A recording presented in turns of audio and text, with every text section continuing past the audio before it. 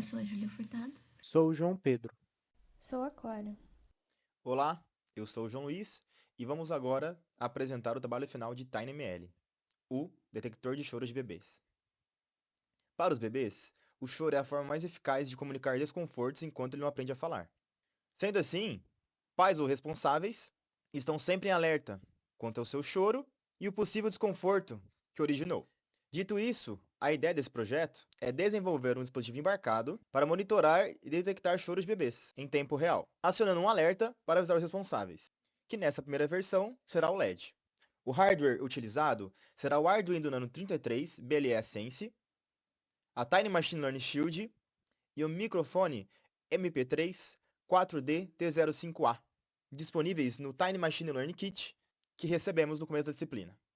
Os dados utilizados nesse projeto foram incorporados de dois datasets diferentes. O primeiro foi Infant Cry Dataset, que serviu como base para o nosso projeto, contendo duas classes. A classe Cry, contendo áudios de choros de bebês, e a classe Not Cry, contendo áudios com outros sons.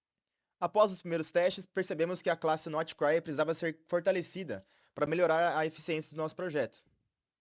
Com isso, utilizamos a classe Normal, Silence, do dataset QMSAT, para ter mais variedade de ruídos e também do silêncio, fazendo com que o projeto diferenciasse melhor o que era um choro de bebê e o que não era.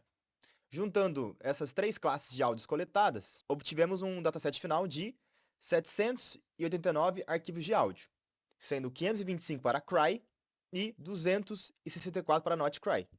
Dividimos o dataset, então, em 80% dele para o treinamento e 20% para o teste, como mostrado na tabela ao lado. E, além disso, foi necessário também um tratamento dos dados, para possibilitar o uso final do modelo no Arduino. Para isso, reduzimos os áudios para uma janela de 2 segundos e padronizamos a frequência dos áudios em 16 kHz. Depois dos dados terem sido tratados e padronizados, eles podem ser entregues a um bloco de pré-processamento. Para realizar os nossos testes, nós utilizamos 3 blocos de processamento distintos, o espectrograma, o MFE e o MFCC, e nós avaliamos o desempenho desses blocos na tarefa de detecção do choro de bebês. Agora, explicando um pouco mais sobre cada um desses blocos, o espectrograma ele extrai informações de tempo e frequência do sinal de áudio ao dividir esse sinal em quadros e aplicar a transformada rápida de Fourier em cada um deles. Isso gera uma representação visual da variação das frequências ao longo do tempo. Ele é eficaz para sinais com frequências contínuas, como das sensores ou sons em geral.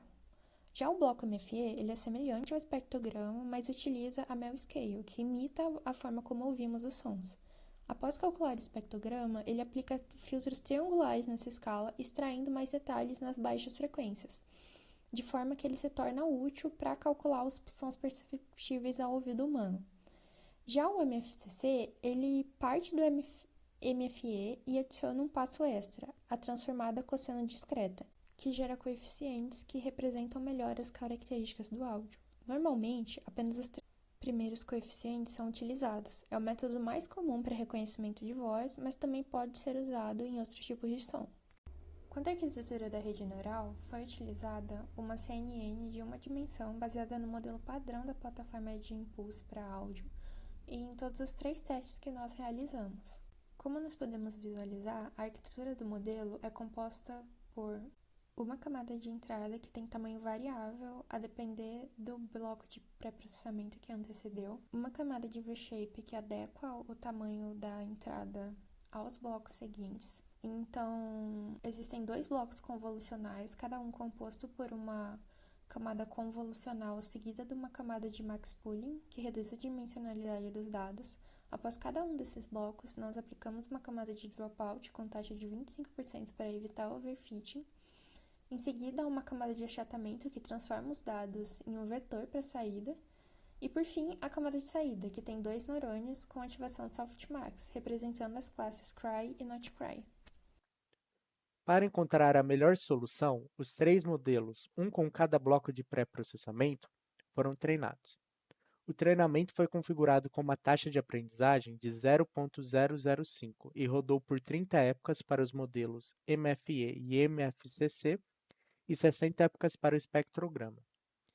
Após o treinamento, precisávamos validar qual modelo era o melhor.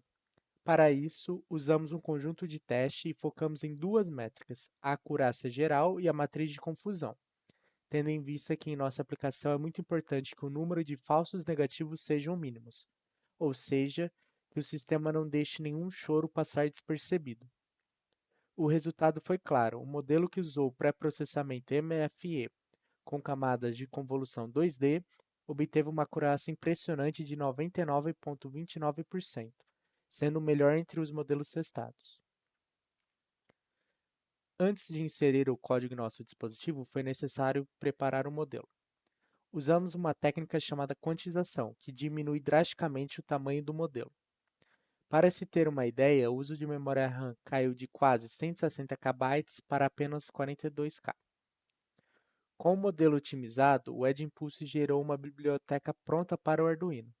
Nós então integramos essa biblioteca a um código customizado que lê o microfone, executa o modelo e controla o LED de alerta. A gente fez o deployment dos 4 modelos que a gente treinou. Então, para o MFE de uma dimensão, ele foi um pouco pior na parte prática do que na teoria lá no EdImpulse. Quando apresentado para os dados que não eram do seu dataset, ele teve vários falsos negativos. Também, isso foi um problema mais geral entre os nossos modelos, que eles demoravam, depois de receber o dado, para processar a classificação. Mas acredito que isso é um problema por causa da limitação de recursos do Arduino. Então, para o nosso próximo modelo, que é o MFE de 2 dimensões, ele teve uma performance melhor do que o de uma dimensão e conseguiu identificar bem os dados que estavam fora do seu dataset, como choro ou não choro. Para o MFCC de uma dimensão, ele também teve bons resultados e não teve grandes dúvidas. Ele e o último modelo que eu falei tiveram uma performance bem parecida e satisfatória. Já o espectrogram com uma dimensão, ele realmente não teve uma boa performance. Ele já não estava muito bem lá nos EdImpulse, mas quando testado, ele só classificou os dados com 75% de chance de choro, independente do que era fornecido. Aí, que conclusão que a gente pode chegar? Que a gente pode sim usar sistemas embarcados e de TinyML para implementar um sistema de alerta quando ocorre o choro de bebê para os seus responsáveis. E que pontos que a gente achou relevante para comentar?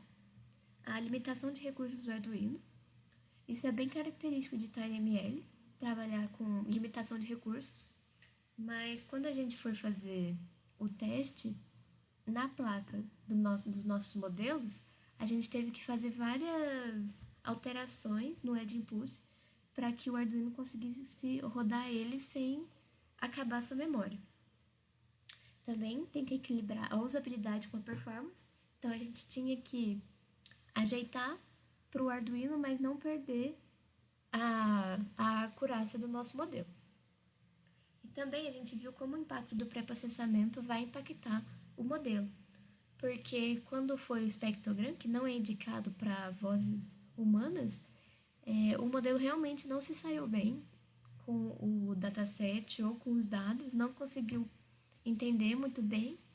Então, é muito importante a gente escolher um pré-processamento adequado para o nosso tipo de dado. Também a gente conseguiu ver a versatilidade de TinyML, porque a gente está falando sobre choro de bebê, mas TinyML também pode ser utilizado em vários outros temas, e esse é mais um que ele pode ser abordado. Então é isso, vamos agora para a demonstração. Vim demonstrar como é que está o nosso projetinho na placa. Então a plaquinha está carregada com o modelo MFCC com uma dimensão. E como é que é o seu funcionamento? Quando o LED está verde, é porque não identificou nenhum bebê chorando. Quando ficar vermelho, é porque identificou. Então eu vou tocar um vídeo no YouTube pra gente ver essa mudança.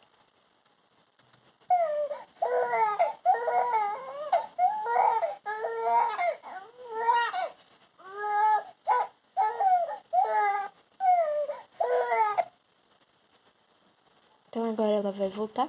Voltou para a cor verde, porque não tem mais ninguém chorando. Então é isso, ela está funcionando normalmente.